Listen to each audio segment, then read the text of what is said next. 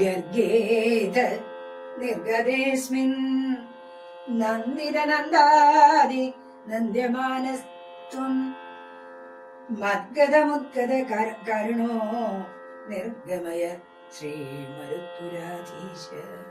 അങ്ങനെ നാമകരണവും ഭാവി പ്രവചനവും എല്ലാം കഴിഞ്ഞ് നമ്മുടെ ഗർഗമഹർഷി സ്വസ്ഥാനത്തേക്ക് മടങ്ങി. അദ്ദേഹം തിരിച്ചുപോയി.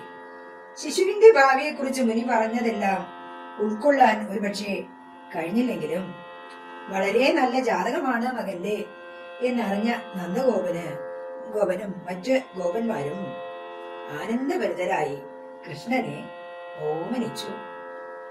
അങ്ങനെ ഗോകുലവാസികളാൽ ഓമനിക്കപ്പെടുന്ന ഭഗവാനോട് കവി നമുക്ക് വേണ്ടിയും തനിക്ക് വേണ്ടിയും യാചിക്കുകയാണ്.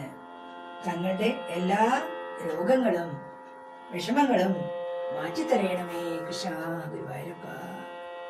ഗർഗേത നിർഗതേസ്മിൻ നന്ദിതനന്ദാദി നന്ദ്യമാനസ്ത്വം മദ്ഗത മുദ്ഗത കരുണോ നിർഗമയ ശ്രീ മരുത്പുരാധീശ.